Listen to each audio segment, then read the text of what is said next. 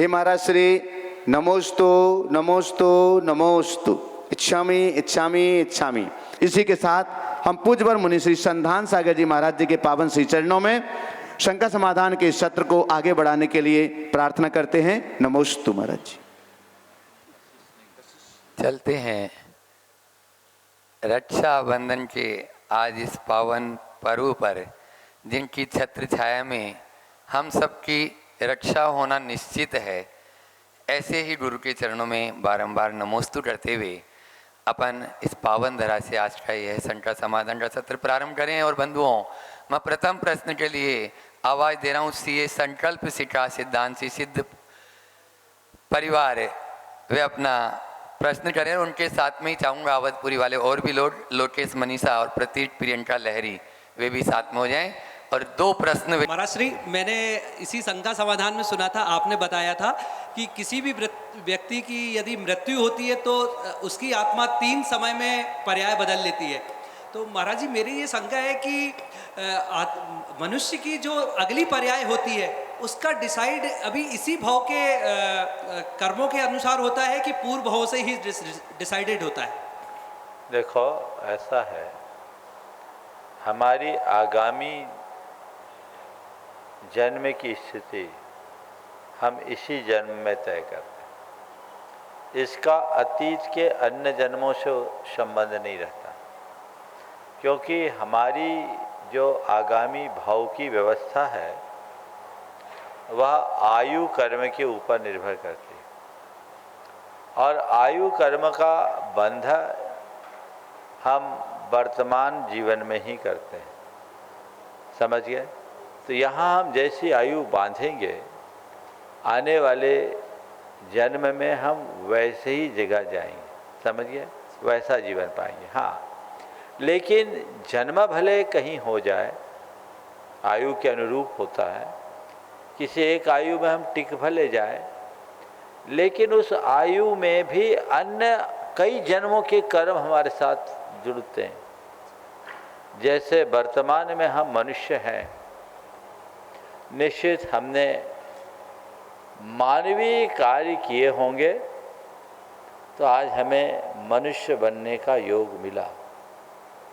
ये इससे पिछले जन्म की बात है। लेकिन इस जीवन में जितनी चीज़ें हम भोग रहे हैं, ये केवल इस जीवन के पीछे के जीवन की बात नहीं है। इस पल से पीछे असंख्य जन्मों तक के कर्म को हम आज भोग रहे हैं। कर्म का सिस्टम बिल्कुल विचित्र है। एक क्षण में बांधे गए कर्म को हमें अनेक जन्मों में भोगना पड़ता है। इसको उस तरीके से देखना चाहिए। नहीं, लोकेश मनीषा जी वे अपना प्रश्न करें और उसके बाद में तैयार रहेंगे पूजा जी जैन, सुपुत्री सुबोध जी नगर निगम। गुरुदेव के चरणों में बारंबार नमोस्तु नमोस्तु नमोस्तु। हे गुरु जी, मेरा शंका है कि हम अपने समय, एनर्जी और पैसे को कहाँ और कैसे यूटिलाइज करें जिससे हमारा जो कैरियर है उसमें ग्रोथ हो सके। नमोस्तु गुरु जी। समय, शक्ति और ऊर्जा को कहाँ, समय, शक्ति और पैसे को कहाँ नियोजित करें जिससे कैरियर में ग्रोथ हो सके। देखिए, हमें अगर सामान्य शब्दों में कहूँ तो मैं ये कहूँगा कि हम लक्ष्योन्मुखी बन कर के जीना सीखें। हमने अपना जो लक्ष्य निश्चित किया है, निर्धारित किया है, हमारा पूरा ध्यान और फोकस उस लक्ष्य की पूर्ति पर होना चाहिए। अपना समय भी उसी लक्ष्य के लिए दें, शक्ति भी उसी लक्ष्य के लिए लगाएं और संसाधनों को भी उसी में लगाएं। जिनका कोई स्थिर लक्ष्य नहीं होता, उनके जीवन में कोई उपलब्धियां नहीं होती। हमारा जीवन सोउद्देश्य होना चाहिए, ठोस उद्देश्य के साथ। अब रहा सवाल, अब हमारा उद्देश्य क्या है? बढ़िया घर बनाना, अच्छी गाड़ी लेना, अच्छी नौकरी पाना, अच्छा पैसा पाना, ब्रांडेड कपड़े पहनना, अच्छी ज्वेलरी पहनना, अच्छी सोसाइटी में रहना, अच्छे लोगों के सर्किल में रहना, यही है नेम फेम? क्या है? अगर ये लक्ष्य है तो उथला लक्ष्य है। अपने जीवन का असली लक्ष्य, असली उद्देश्य, आपके शब्दों में जीवन का मेन पर्पज अपने जीवन को संवारने का होना चाहिए, अपने जीवन को सुधारने का होना चाहिए, और यदि और अच्छे शब्दों में कहूँ तो अपने जीवन के कल्याण का होना चाहिए। इसलिए मैं कह सकता हूँ कि एक पंक्ति में मैं कहूँ कि अपना समय, शक्ति और संसाधन को केवल अपने जीवन के कल्याण के लिए लगाना चाहिए। केवल ये दृश्य कैरियर में शक्ति मत खपाओ, ब्राइट कैरियर को देखो। क्या कैरियर है? यही कैरियर है, पढ़ना लिखना, नौकरी पाना, रिटायर होना, पैसा कमाना, रिटायर होना, मर जाना, यही कैरियर है। ये तो इस जीवन के कैरियर है। इसके बाद भी तो हमारा जीवन रहेगा, उसके बारे में कौन सोचेगा? जब हम अपने समग्र जीवन के विषय में सोचना शुरू करते हैं तभी हमारे मन में आत्म कल्याण का लक्ष्य प्रकट होता है, और जब आत्म कल्याण का लक्ष्य प्रकट होता है तभी हमारे जीवन का पथ प्रशस्त होता है। समझ गए? ओह नमोस्तु गुरु जी। ऐसे मत करो। पूजा जी जैन आज अपने बीच में डिप्टी डायरेक्टर पावर मंत्रालय भारत शासन जो सुपुत्री है सुबोध जी नगर निगम की, एक बार जोरदार तालियों से पूजा जी का स्वागत कर दें, जिनके पिता श्री अहरनीश यहाँ पर श्री विद्या प्रमाण गुरुकुलम में आज पूरा यानी ये कार्य हो रहा है। वे हमेशा यहाँ पर सेवा अपनी दे ही रहे हैं। तो पूजा जी अपना प्रश्न करें और उसके बाद में तैयार रहेंगे कैलाश जी शेट्टी जयपुर। महाराज जी के चरणों में कोटि कोटि नमोस्तु, छुल्लक जी के चरणों में इच्छामी। महाराज जी मेरा सवाल यही है कि लाइफ में हमें डिसीजंस कैसे लेना चाहिए, क्योंकि हर इंसान के लिए उचित चीज़ें अलग होती हैं। मेरे लिए कुछ और चीज़ उचित है, पापा के लिए कोई और चीज़ उचित है, और आज जो मैं निर्णय लूँगी वो आने वाली ज़िंदगी के कई सालों को निर्धारित कर देगा। तो कैसे मैं अपने लिए उचित और सबसे सही डिसीजन लूँ? बहुत अच्छा सवाल। एक सही निर्णय हजारों समस्याओं का समाधान दे देता है, और एक गलत निर्णय हजारों समस्याओं को जन्म देता है। सही समय पर सही निर्णय लेना जीवन की एक बहुत बड़ी कला है। सवाल है निर्णय कैसे ले।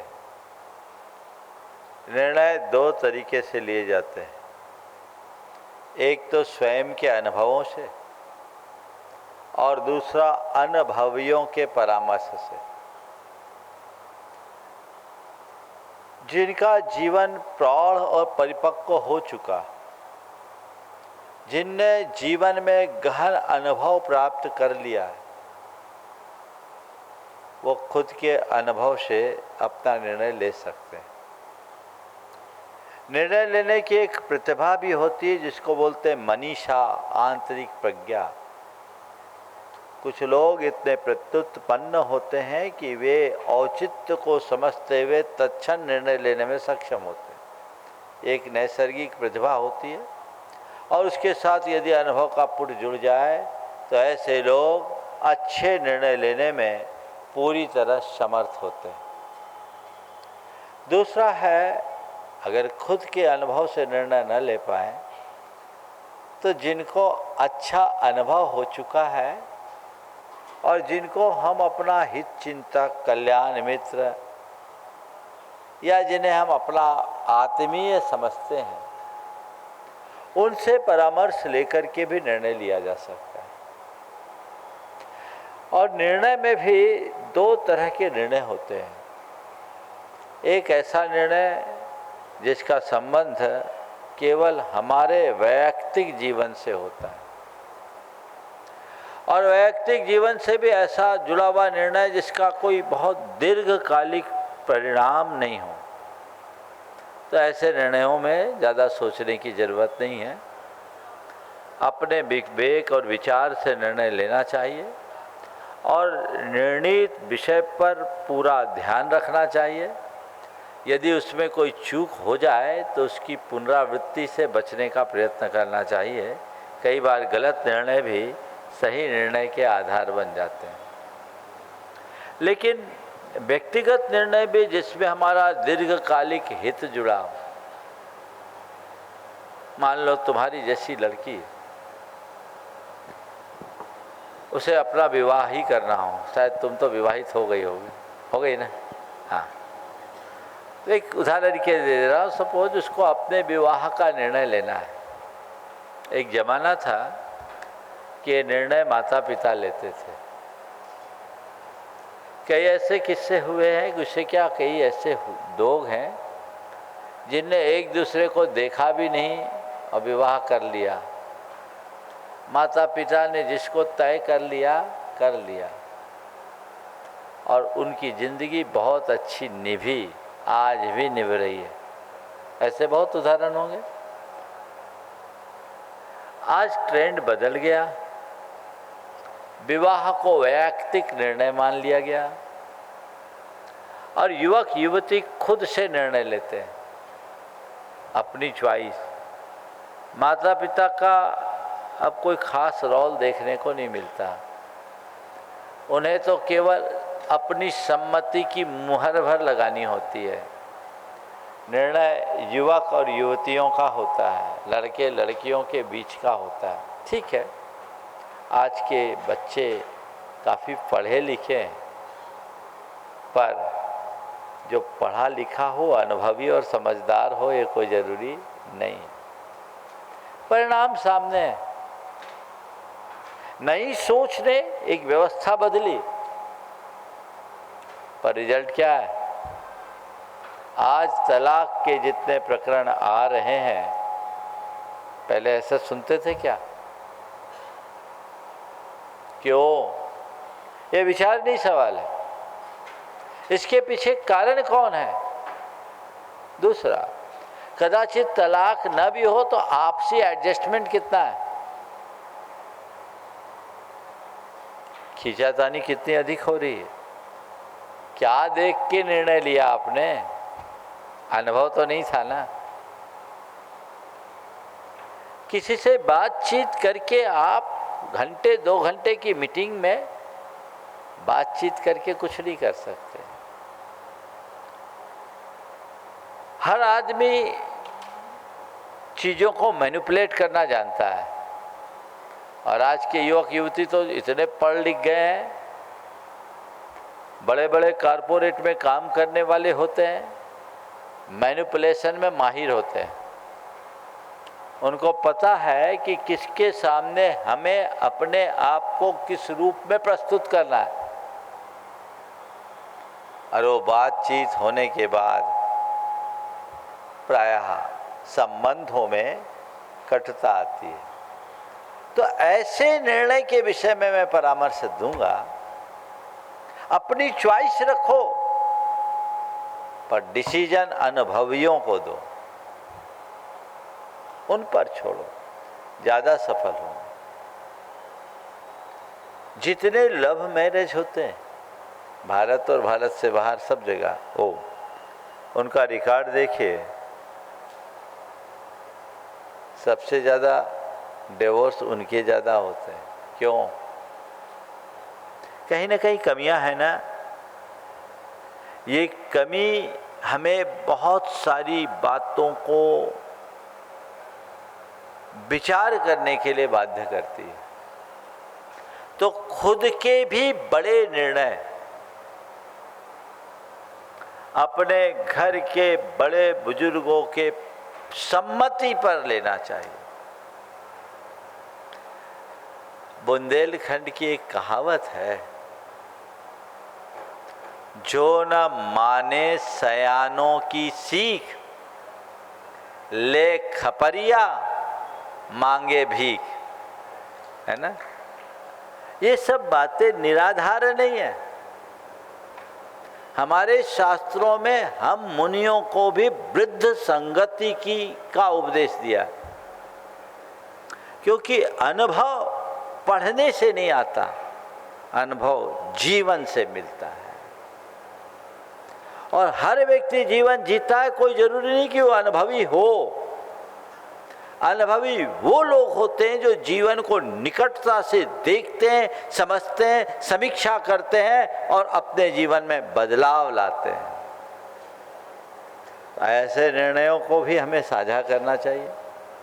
फिर जो निर्णय सामुदायिक हितों को प्रभावित करता है, हमारे निर्णय से मेरे परिवार का हित जुड़ा हुआ है, हमारे निर्णय से समाज पर कोई असर पड़ रहा है, तो हमें उस निर्णय के ऊपर विचार कर पक्का निर्णय लेने से पहले उन सब से परामर्श भी कर लेना चाहिए जो उससे प्रभावित हो सकते हैं।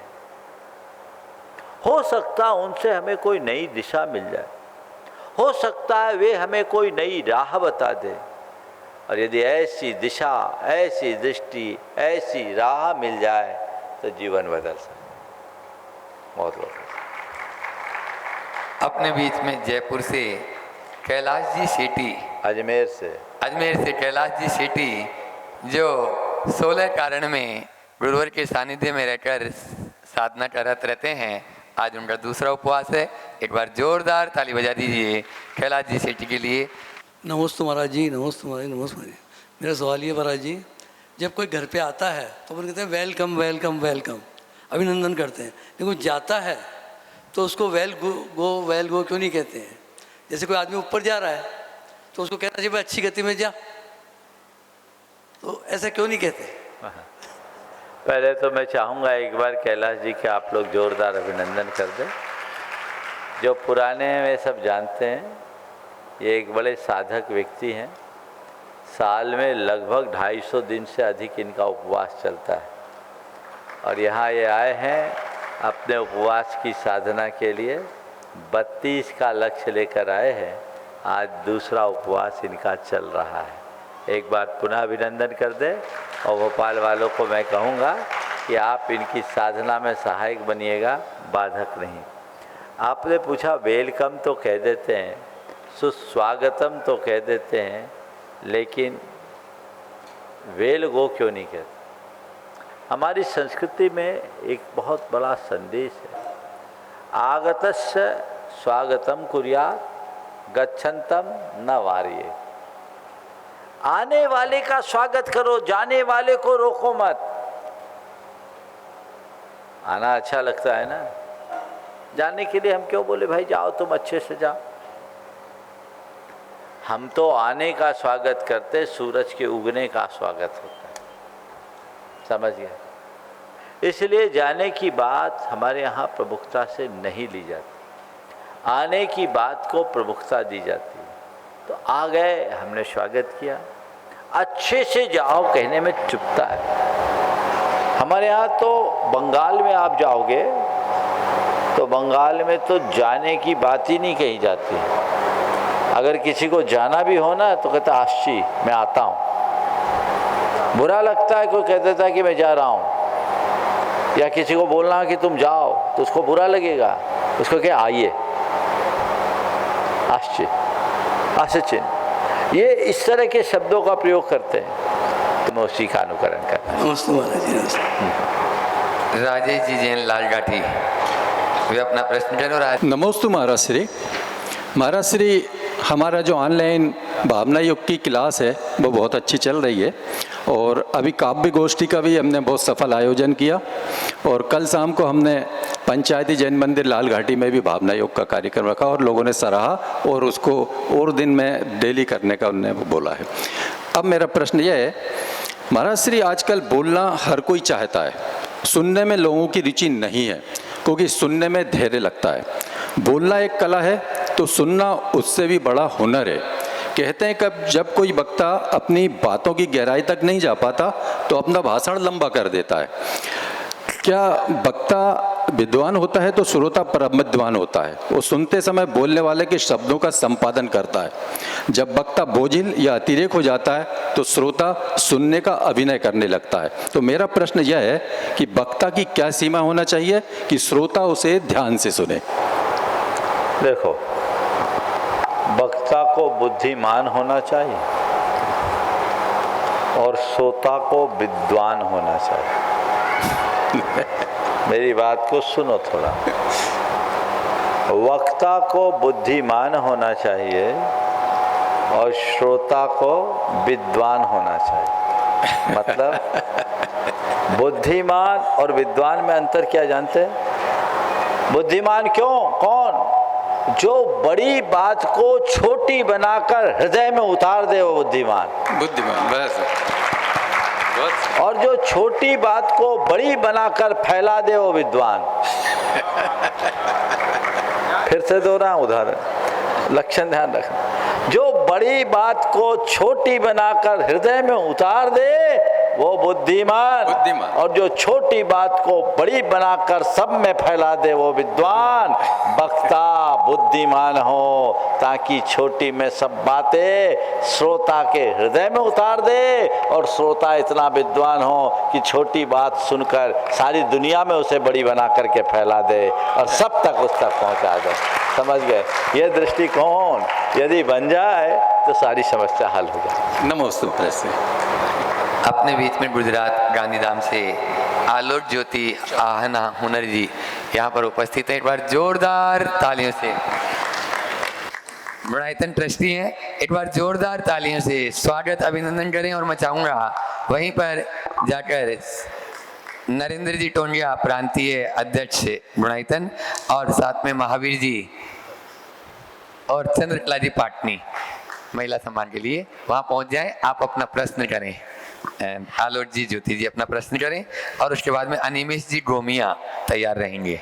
गुरुवर के चरणों में मेरे पूरे परिवार की तरफ से नमोस्तु नमोस्तु नमोस्तु। गुरुवर, त्याग और तपस्या में क्या अंतर है और हमारे जीवन में इनका महत्व भी क्या है? पहले तो मैं चाहूँगा इस दंपति का जोरदार अभिनंदन कर दें। बहुत ही समर्पित श्रद्धालु हैं। आज मेरे पास आए और गुरुकुल के बारे में सुना तो इन्होंने कहा महाराज इसमें तो मुझे करना है, बोलो क्या करना है। मैंने कहा पहले गुरुकुलम को देख लो फिर करने की बात करना।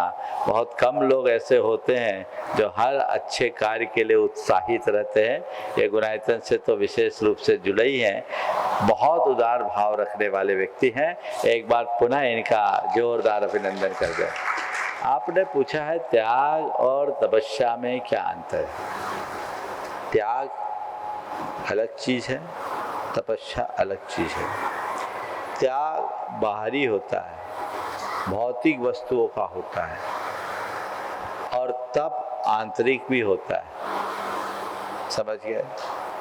तप का मतलब अपनी इच्छाओं का निरोध करना, और त्याग का मतलब है अपनी आसक्ति को कम करते हुए उदारता का रास्ता अपनाना।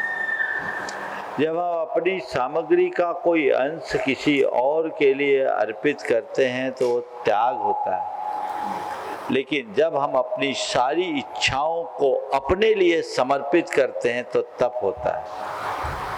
तप इच्छा निरोध है और त्यागो दानम है। दोनों की परिभाषा में अंतर है। त्याग में और के लिए अर्पण है और तप में इच्छाओं का निज में समर्पण है। अपनी इच्छाओं को विलीन करने के लिए तप किया जाता है। तो ये दोनों में अंतर है, और गृहस्थों को त्याग भी करना चाहिए, तप भी करना चाहिए। शक्तितः त्याग तपसी आप लोग बोलते हो, यथा शक्ति त्याग और यथा शक्ति तप का अभ्यास निरंतर करना चाहिए। नमस्ते गुरुवर। और हाँ, हेलो, मेरी बेटी एक सवाल पूछना चाहती है जो मुझसे पूछती रहती है हमेशा। बेटिया को दो, वो पूछेगी। मेरे हाँ, गुरुवर से पूछो। हाँ, बोलो बोलो। नमस्ते गुरुवर। दान हमें धार्मिक क्षेत्र में ही क्यों देना चाहिए? हम सामाजिक क्षेत्र में भी दे सकते हैं ना? बिल्कुल दे सकते हैं। देखो, ये सवाल अक्सर आता है और तुम्हारे जैसे युवाओं का ज़्यादा आता है। आज कंसेप्ट क्लियर करता हूँ। सबसे पहले दान देना चाहिए, ये तो मानते हो? दान को एक अच्छा कर्म मानते हो? अब दान हम क्यों देते हैं? बोलो, माइक पे बोलो। दान देना चाहिए, एक अच्छा कर्म है, उसको अपने अपने मन से बोलने दो, तुम मत बोलो। दान क्यों देना चाहिए? दूसरों की सहायता करने के लिए। दूसरों की सहायता करना यानी दूसरों पर उपकार करने के लिए, है ना। अनुग्रहार्थम सत्साति सर्गो दानम, स्वपर के उपकार के लिए अपने धन के त्याग का नाम दान। ठीक है, तो हम दान करते हैं किसी के उपकार के लिए। ठीक है, अब किसी भूखे को भोजन करा दिया, हमने कितना उपकार किया? उसके एक दिन की भूख मिटा दी। किसी निराश्रित परिवार को रोजगार दिला दिया, हमने क्या किया? उनके शेष जीवन की व्यवस्था कर दी। किसी मरते को बचा लिया, हमने क्या उपकार किया? उसका शेष जीवन बचा लिया। हमने किसी को पढ़ा लिखा करके योग्य बना दिया, तो हमने क्या किया? उसका इस जीवन के निर्वाह की व्यवस्था कर दी, है ना। लेकिन हमारे द्वारा किए गए किसी कार्य से किसी को आत्मज्ञान हो गया, सम्यक दर्शन हो गया, उस पर कितना बड़ा उपकार हुआ? बोलो, दुख दूर हुआ कि नहीं हुआ उसका? बोलो, माइक है ना। किसी को तो उसको देना, तो उसको माइक दो, संकोच नहीं। किसी को आत्मज्ञान हो गया, किसी को सम्यक दर्शन की प्राप्ति हो गई, तो उसका भाव का दुख दूर होगा। होगा कि नहीं होगा? पहले बता। होगा ना? होगा। तो दुख दूर हुआ ना। तो हम किसी को दान दे के सपोर्ट करें और हम किसी को प्रेरणा देकर उसका पुण्य बढ़ाने का रास्ता बनाए और औरों को दान देने लायक बनाए, कौन सा अच्छा है? हम किसी को दान दे और हम किसी को दान देने लायक बनाए, कौन सा अच्छा है? दूसरों को दान देने लायक बनाए। तो कोई दान देने लायक कब बनेगा? जब मांगता फिरेगा तब, या देना सीखेगा तब? देना सीखेगा। देना कब सीख पाएगा? जब उसका पुण्य बढ़ेगा तब, या पाप रहेगा तब? बोलो बोलो, खुल के बोलो। हाँ, माइक पे बोलो, ऑन करो। पुण्य बढ़ेगा तब। अब पुण्य कैसे बढ़ेगा? धर्म का कार्य करेगा तब, कि केवल समाज सेवा में लगेगा तब? धर्म का कार्य करेगा तब। तो फिर धर्म का कार्य करना चाहिए कि नहीं करना चाहिए? करना चाहिए। धर्म के कार्य में दान देना चाहिए कि नहीं देना चाहिए? देना चाहिए। समझ में आ गई? कंसेप्ट को क्लियर करो। हाँ, सामाजिक कार्य गलत नहीं है, करो, पर ये केवल इस जीवन के हित से संबद्ध है। हमें भाव का हित करना चाहिए। सामाजिक कार्य करने की भी प्रेरणा उनको मिलती है जो भगवान के मंदिर में आता है। देखो ना, है ना, हम लोग मंदिर भी बनवाते हैं तो गुरुकुल भी तो खुलवाए हैं। गुरुकुल का काम क्या है? सामाजिक काम है कि धार्मिक काम? हाँ, सामाजिक। हमसे एक बार किसी ने पूछा इसी मंच पे कि महाराज जी, गुरुकुल तो सामाजिक काम है, गुरुकुल क्यों खोल रहे हैं? इसमें धर्म कैसे होगा? मतलब इसमें भी धर्म होगा, कैसे होगा? सुनो, धर्म कब होगा? जब धर्मी होंगे। धर्मी मजबूत होगा तो धर्म मजबूत होगा। और धर्मी मजबूत कैसे होगा? जब पढ़ लिख कर अपने पैरों में खड़ा होगा, संपन्न होगा, समर्पित होगा, श्रद्धालु होगा, तो धर्मी मजबूत होगा। और जब धर्मी मजबूत होगा तो धर्म मजबूत होगा। तो हम गुरुकुल हमको इसलिए खड़ा कर रहे हैं कि यहाँ पढ़ने वाले बच्चे अपने पांव पे खड़े हो, हमारे समाज के आइकॉन हो, समर्पित जैन बने, ताकि जैन धर्म को आगे बढ़ा सके। तो ये भी धर्म हो गया ना, समझ गए? तो फिर महाराज जी आपने तो बता दिया, अब हम सामाजिक काम में काम पैसा नहीं लगाएंगे, हम तो केवल कहाँ लगाएंगे? धार्मिक क्षेत्र में। ऐसा नहीं करना, सुन लो, ऐसा मत करना। जहां आवश्यकता पड़े वो करो, लेकिन ये धारणा बदल दो कि केवल सामाजिक कार्य में हम पैसा लगाएंगे तभी हमारा पैसा सार्थक होगा। समझ गए? देखो, मैं हमेशा उदाहरण देता हूँ, तुम्हारे लिए आज ये उदाहरण फिर से दे रहा हूँ, बहुत दिन बाद याद आया। एक होता अर्जेंट, एक होता है इम्पोर्टेंट। क्या होता है? एक इम्पोर्टेंट और दूसरा होता अर्जेंट, है ना।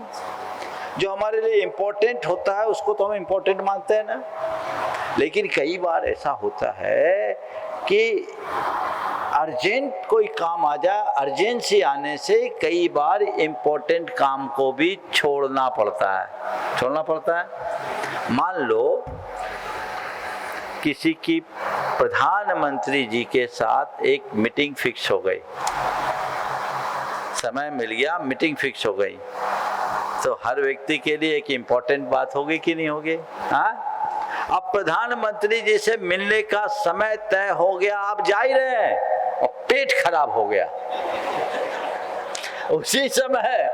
अब बताओ, उस इम्पोर्टेंट मीटिंग के चक्कर में अपना पैंट खराब करोगे कि पहले टॉयलेट जाओगे? अर्जेंट काम करोगे? बोलो। अर्जेंट काम करेंगे। समझ गए ना? तो कभी कभी सामने यदि कोई अर्जेंट काम आ गया तो इम्पोर्टेंट को गौन करना पड़ता है, लेकिन हाजत आने से महत्वपूर्ण कार्य को छोड़कर टॉयलेट जाना तो समझ में आता है, पर वहीं बैठे रहना समझ में नहीं आता। निपटाओ और आगे बढ़ो। ये शॉर्ट टर्म है और ये लॉन्ग टर्म है, समझ गए? तो अपना उद्देश्य व्यापक बनाकर चलना चाहिए। मेरी तरफ महावीर से जी, जगत सुबोध के जी, सब्जियों की तरफ से सुमन कांत जी, सभी मुनि राजों के चरणों में नमोस्तु, सब छुल्लक जी महाराज के चरणों में इच्छा में। महाराज जी कहते हैं कि समस्याएं इंसान को कमजोर नहीं मजबूत बनाने आती है, तो वो मजबूत किस प्रकार से बनाती है? देखो, बहुत अच्छा सवाल। समस्याएं मनुष्य को कमजोर नहीं मजबूत बनाने के लिए आती है, एक बहुत अनुभव सिद्ध सत्य है। आपने पूछा है कि समस्याएं मनुष्य को मजबूत कैसे बनाती है। देखो, जब हमारे सामने कोई समस्या आती है तो हम उस समस्या से निपटने के लिए अपनी पूरी शक्ति खपाते हैं, और जब हमारे सामने कोई समस्या नहीं रहती हम कंफर्ट जोन में रहते हैं। कंफर्ट जोन में रहने वाला व्यक्ति अपनी शक्तियों का सही उपयोग नहीं कर पाता, और शक्ति की ये विशेषता है कि उसका उपयोग ना करो तो कमजोर पड़ने लगती है। और जब हमारे सामने संघर्ष होता है, चुनौतियां होती है, तो हम अपनी शक्तियों का उपयोग ही नहीं करते और शक्तियां बटोरते भी हैं। तो ये कब होगा? जब हमारे सामने ऐसी समस्याएं आएगी। बिना समस्या के हम आगे कैसे करेंगे? एक आदमी बहुत कंफर्ट मोड में टहलते हुए चल रहा है, वो दौड़ेगा कब? जब पीछे से कोई ऐसा प्रेशर आए, कोई निमित्त आएगा। हमने ऐसा भी देखा है कि घर में आग लग गई, सब भाग गए, पूरे घर में आग लगी, अचानक आग लगी, सबके घर के सब सदस्य भाग गए। फिर मालूम पड़ा एक आदमी जो चल नहीं पाता था, अपाहिज था, वो घर में रह गया, उसका क्या होगा? लोगों को याद आया अब आग की लपटें सब जगह फैल गई है, वो कहाँ है? इधर उधर देखा तो पता लगा सबसे आगे वही खड़ा था। वो पहले निकल गया था। उससे पूछा क्या हो गया? बोले मुझे खुद पता नहीं मैं कैसे निकल गया। तो जब समस्या आती है मनुष्य मजबूत बनता है, उसकी जिजीविषा अपने आप बढ़ जाती है। नरेंद्र जी टोंगिया अपनी पूरी गुरुकुलम टीम के साथ में। महाराज श्री नमस्तु नमस्तु नमस्तु नमस्तु। महाराज श्री संस्कार शिविर की प्रॉपर तैयारियां चल रही है, और महाराज जी आज 2-3 फोन मेरे पास में लोकल से भी आए थे। वो लोग पूछना चाह रहे थे कि क्या हम लोगों की भी ठहरने की व्यवस्था वहाँ है या नहीं है। मैंने पूरी कमेटी ने लोकल लोगों के लिए भी यहाँ पे रुकने की व्यवस्था की है। जो जाना चाहेंगे वो चले जाएंगे महाराज जी, यहाँ पे उनकी दिन में रुकने की व्यवस्था है।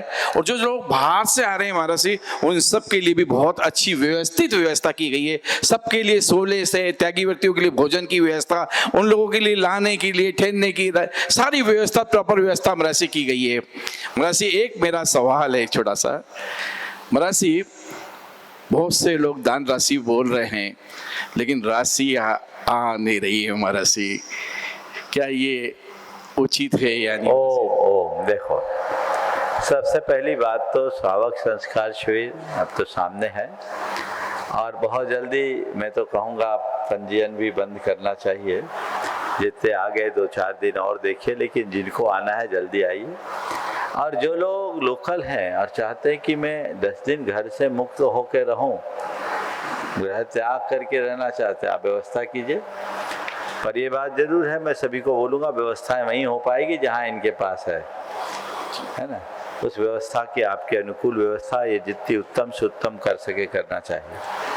जहाँ तक दान देना, बोलना और अपनी राशि चुकाने का सवाल, मैं सभी से कहता हूँ, आयोजकों के सामने तो उसी दिन से सब खर्चा चालू हो जाता है जिस दिन से आप बोलते हो उसके पहले से।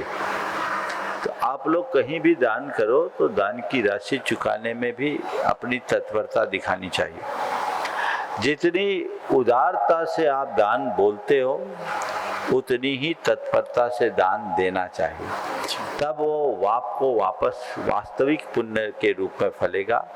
खासकर पंचकल्याणकों, पूजा विधानों आदि के लिए दिया गया, घोषित किया गया द्रव्य तो हमें जितनी जल्दी संभव है उतनी जल्दी देना चाहिए। कदाचित ऐसी व्यवस्था नहीं है तो आयोजकों को पहले से बताना चाहिए कि हम इस समयावधि में अपनी राशि देंगे और अपनी नियत समयावधि की अवधि में उन्हें वो राशि खुद से देने का भाव रखना चाहिए। ये सोचना ही नहीं चाहिए, एक नौबत ही नहीं आनी चाहिए कि मुझसे कोई मांगे तब दे।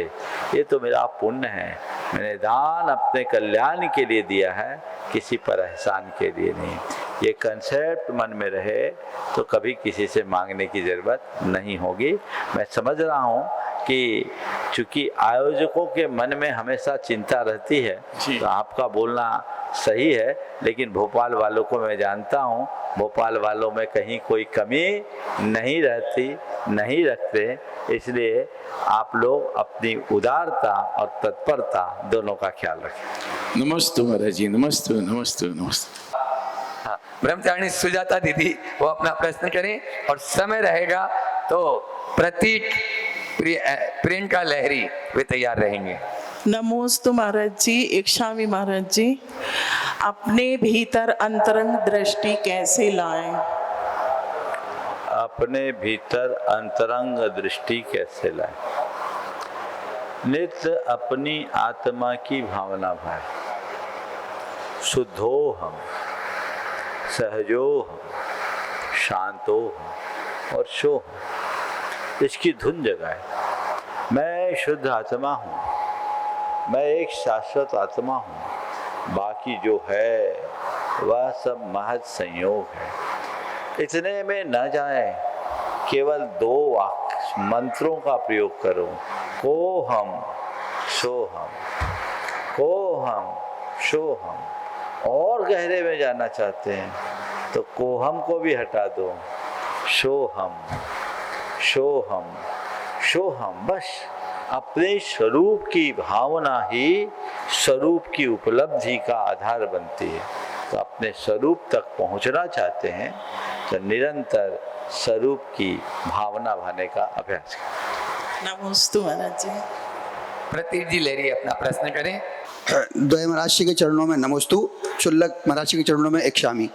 महाराज जी, मेरा प्रश्न यह है कि सभी लोग समाधि भावना रोज पढ़ते हैं कि दिन रात मेरे स्वामी, मैं भावना ये भाऊं, देहांत के समय में तुमको ना भूले जाऊं।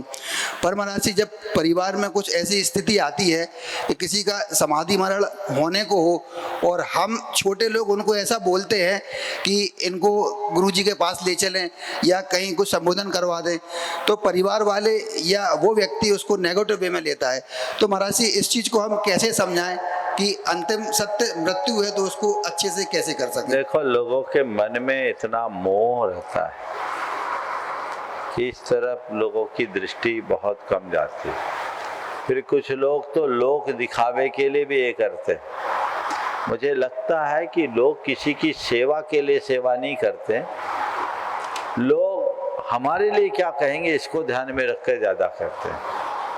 तो ये जो चीज़ें हैं बदलनी चाहिए और घर परिवार में ही पहले से ऐसा वातावरण बनाना चाहिए कि जब भी मेरा अंत होने लगे, शरीर की स्थिति बिगड़ने लगे, डॉक्टरों से आंतरिक परामर्श लेकर हमें परमार्थ की ओर ले जाएं, हमें गुरु चरणों में ले जाएं। और परिवार के लोगों को भी इसमें समझाना चाहिए और ये सब भ्रांति अपने आप दूर हो जाएगी। लोगों को लगता है अगर हमने संलेखना ले ली, एक साथ खाना पीना छोड़ देंगे तो वेदना होगी। हकीकत ये है कि अस्पताल में आदमी कराता है, संलेखना में तो आदमी आनंद मग्न हो जाता है। हम जयपुर में थे, दीपचंद जी चौधरी किशनगढ़ के, अशोक जी पाटनी आर के मार्बल के फूफा जी, आचार्य गुरुनाम गुरु ज्ञान सागर जी महाराज के भक्त थे परम। उनके शरीर में कुछ तकलीफ थी, पेट में तकलीफ थी, डॉक्टरों ने छेदन भेदन किया, करने का बोला। उनने मना कर दिया कि मुझे ये सब नहीं कराना, मुझे तो गुरु चरणों में ले जा। कई नलियां उनकी लगी हुई थी। वो हमारे पास आए, उन दिनों हम भट्टारक की नशिया में थे जयपुर में। उनको लेकर आए, हमने सारी नलियां वगैरह हटा दी। हम लोग जो गुरुदेव के परामर्श से, आचार्य जी से मार्गदर्शन लिया, जो परामर्श मिला उसके अनुरूप उनका ऊपरी उपचार किया। आए थे तब बड़ी वेदना थी, आने के बाद सारी वेदना खत्म हो गई और लगभग अशोक 7 दिन रहे ना, 7 दिन रहे और आखिरी के 3 दिनों में उनने पूरा उपवास किया और अति उत्तम तरीके से देह छोड़ा। सब लोग देखते रह गए। अस्पताल में व्यक्ति आहें भरता है, गुरु चरणों में तो केवल नमोकार जपता है, आत्मा के गीत गाता है। तो लोगों को चाहिए कि इन सब चीज़ों को निकटता से देखे और काम करे तो बहुत अच्छा होगा। एक को यूरिन नहीं होती थी, कैथेटर लगा था, आचार्य जी के पास लेकर आए, बोले कुछ मत करो, कैथेटर हटाओ और ठंडी गर्म पट्टी दो, तुरंत यूरिन पास हो गई। और उसके बाद वो 11 दिन तक रहे केवल जल पर और बहुत अच्छा हो गया। डॉक्टरों ने जिनको 2-4 घंटे का मेहमान बताया, वो व्यक्ति 11-11 दिन तक रह जाता है। तो ऐसी चीज़ें होती है, इसलिए व्यक्ति को गंभीरता का परिचय देना चाहिए और उसी अनुरूप कार्य करना चाहिए। समय आप सबका हो रहा है, इसी तरह आप आज रक्षाबंधन के दिन सभी ने अकम्पनाचार्य और विष्णु कुमार मुनिराज के चरणों में अपनी विनती अर्पित की। और हमें चाहिए कि हम अपने धर्म के प्रति, अपनी संस्कृति के प्रति, अपने दायित्वों के प्रति प्रतिबद्ध हों और अपने जीवन को सही मार्ग पर ले जाएं। इस भाव के साथ यहीं पर विराम। बोलिए अहिंसा परमो धर्म की।